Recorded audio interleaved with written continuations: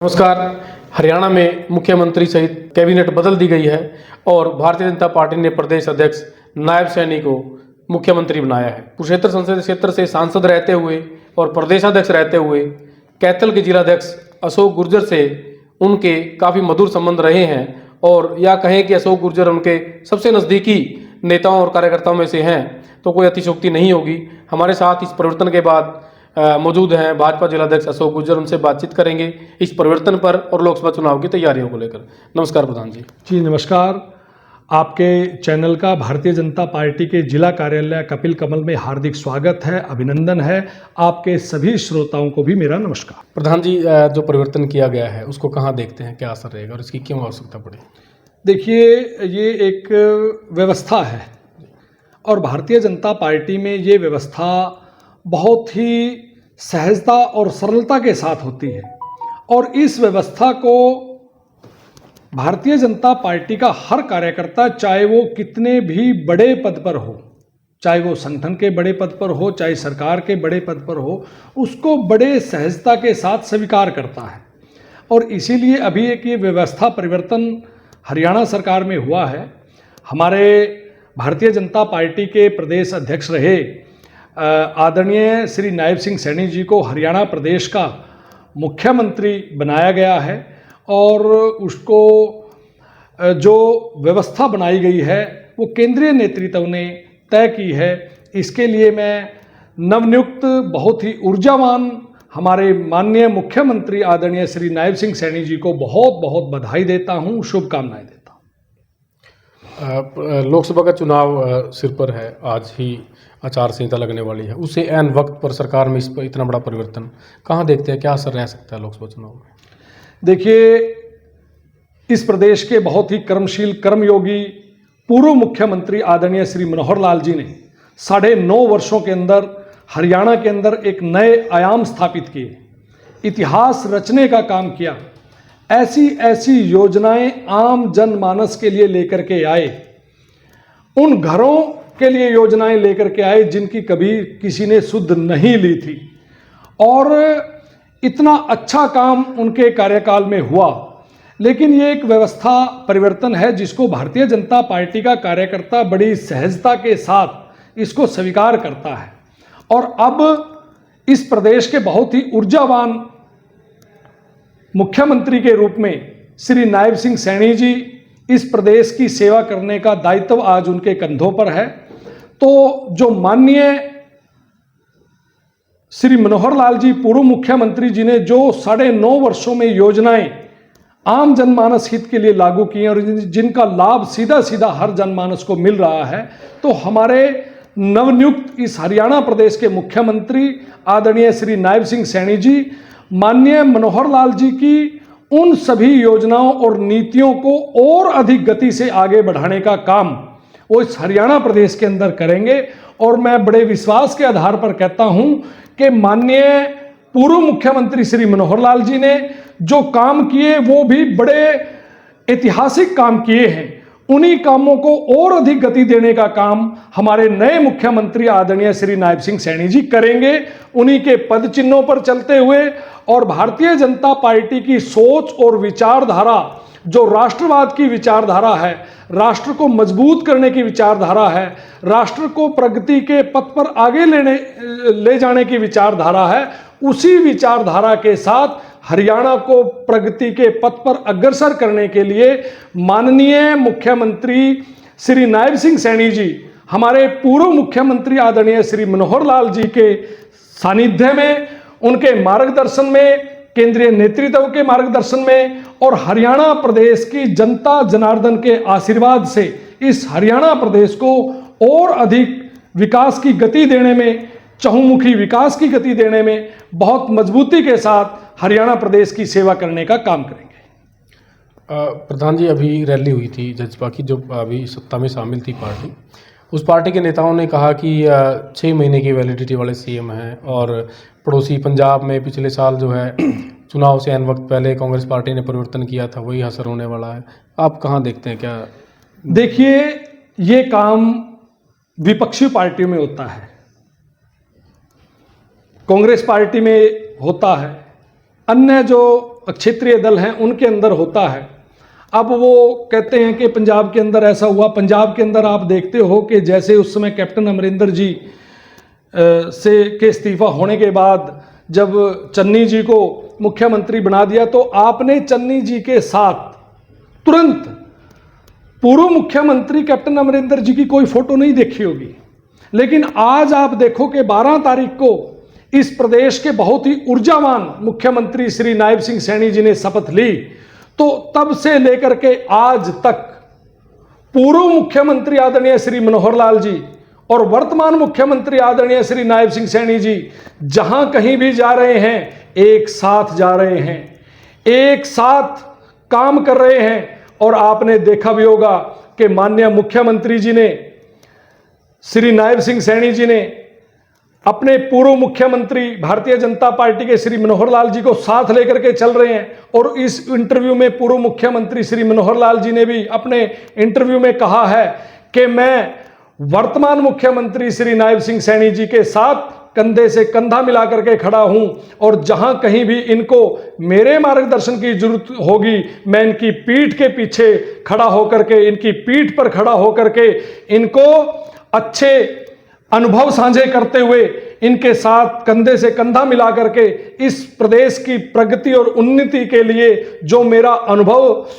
As a मुख्यमंत्री 9.5 वर्षों का रहा है, उन अनुभवों के आधार पर मैं नायब सिंह सैनी जी के साथ इस प्रदेश को गति देने में अपनी भूमिका उनके साथ जोड़ करके उनको आगे बढ़ाने के लिए हमेशा मेरा मार्गदर्शन और मेरा अनुभव मेरे वर्तमान मुख्यमंत्री आदरणीय श्री नायब सिंह सैनी जी के साथ रहेगा। ये परंपरा, ये पद्धति, ये सिद्धांत, ये विचार, ये संस्कार केवल और केवल भारतीय जनता पार्टी में है। तो मैं निश्चित तौर पर कह सकता हूं कि जिस प्रकार से हमारे पूर्व मुख्यमंत्री आदरणीय श्री मनोहर लाल जी ने नए आयाम इस हरियाणा के अंदर स्थापित किए, नए इतिहास इस हरियाणा के अंदर विकास कार्यों के स्थापित किए, ठीक उसी क्रम को आगे बढ़ाते हुए हमारे वर्तमान के मुख्यमंत्री आदरणीय श्री नायब सिंह सैनी जी इस हरियाणा प्रदेश के अंदर नए आयाम स्थापित करेंगे विकास के, नई ऊंचाइयों पर, नई बुलंदियों को हरियाणा प्रदेश को ले जाने का काम हमारे बहुत ही ऊर्जावान हमारे मुख्यमंत्री, बहुत ही एनर्जेटिक हमारे मुख्यमंत्री आदरणीय श्री नायब सिंह सैनी जी करेंगे। प्रधान जी आज जी के साथ काम किया और आपका भी जो है दूसरा टर्म है,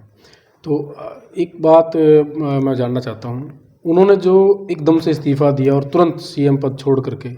बाहर आ गए और लोकसभा चुनाव वो लड़ने जा रहे हैं, उनको लेकर के आपका क्या मानना है? इस तरह का उदाहरण कभी किसी नेता ने प्रस्तुत किया? भारतीय जनता पार्टी के एक सामान्य से कार्यकर्ता को बहुत बड़े पद पर बैठाना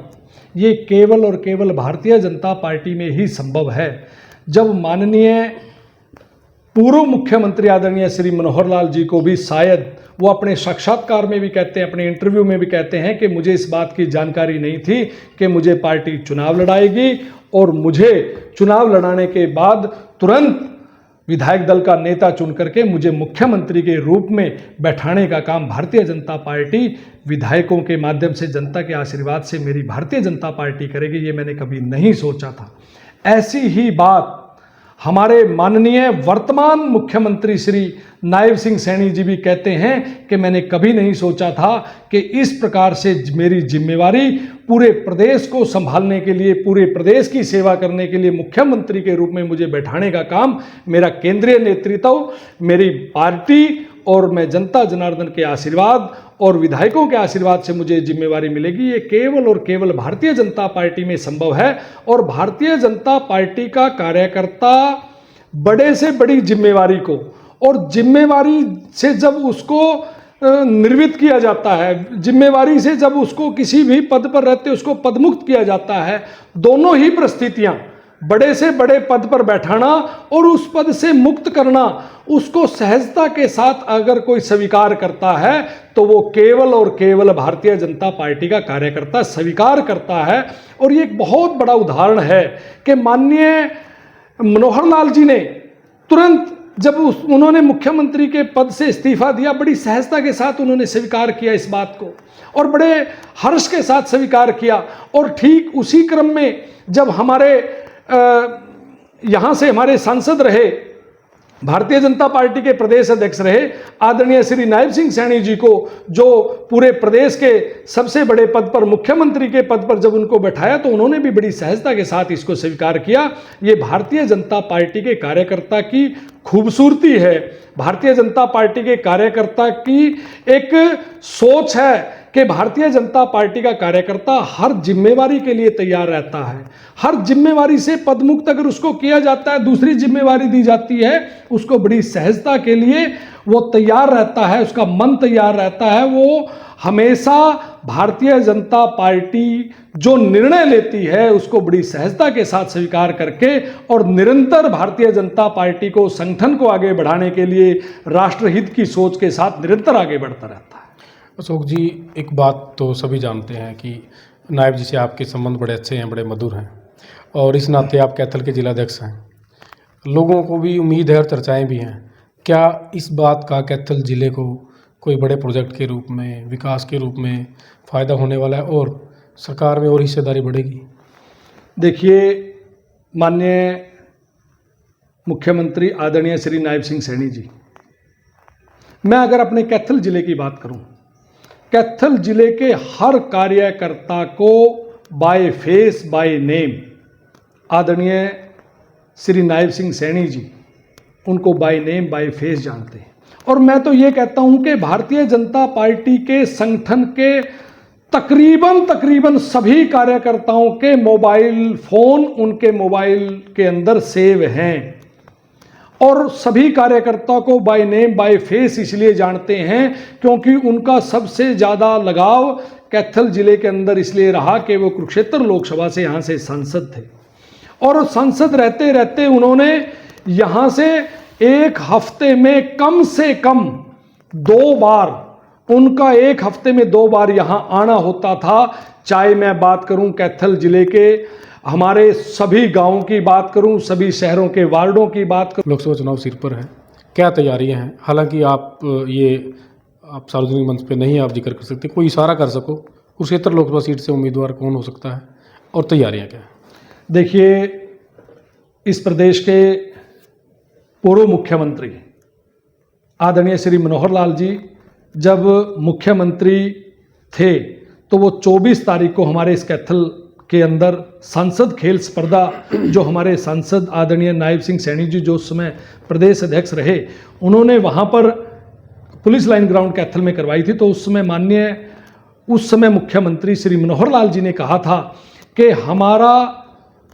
प्रत्याशी, हमारा उम्मीदवार तय है और उन्होंने सार्वजनिक रूप से कहा था कि मैं उसका नाम बता दूं, तो जनता ने कहा था बताओ, तो उन्होंने नाम बताया था कमल का निशान, कमल का फूल। तो कमल का निशान लेकर के जो भी कार्यकर्ता साथी आएगा, भारतीय जनता पार्टी का कार्यकर्ता जनता जनार्दन के आशीर्वाद से उसको पहले से अधिक मतों से विजयी बना करके उसको लोकसभा में भेजने का काम करेगा। और जहां तक तैयारियों की बात है तो भारतीय जनता पार्टी ने सभी 90 की 90 विधानसभाओं पर चुनाव कार्यालय खोल दिए हैं और हमारे इस कैथल जिले के अंदर भी हमारी जो 4 विधानसभाएं हैं उस पर लोकसभा कुरुक्षेत्र के चुनाव के निमित्त हमारी कैथल जिले की 4 विधानसभा में हमने चुनाव कार्यालय खोल दिए हैं और उसके अंदर सभी हमारी जो विधानसभा स्तर की जो हमारी विधानसभा स्तर की जो हमारी एक कोर ग्रुप है उसकी हमारी एक सूची बन गई है, उसकी हमारी एक टोली बन गई है। फिर हमारे जो चुनाव प्रबंधन की हमारी एक समिति बन गई है और आज भी मैं चीका के अंदर जो गुला हमारी विधानसभा है वहाँ पर विधानसभा की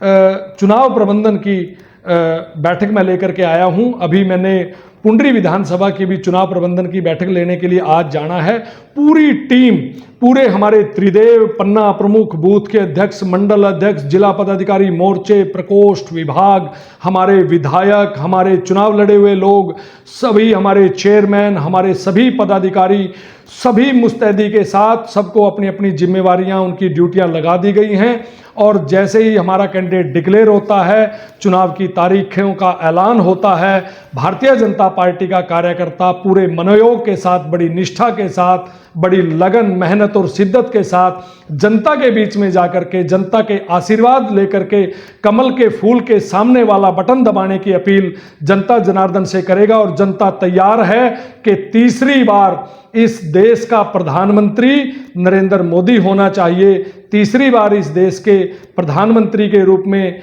हरियाणा की जनता, देश की जनता, हमारे चारों विधानसभाओं की जनता ये चाहती है कि नरेंद्र मोदी जी तीसरी बार इस देश के प्रधानमंत्री बने और जनता के आशीर्वाद से भारतीय जनता पार्टी का कार्यकर्ता पूरी मेहनत करते हुए यहाँ से हमारा लोकसभा का प्रत्याशी को भारी मतों से विजयी दिलाने का काम भारतीय जनता पार्टी का कार्यकर्ता जनता जनार्दन के आशीर्वाद से करे।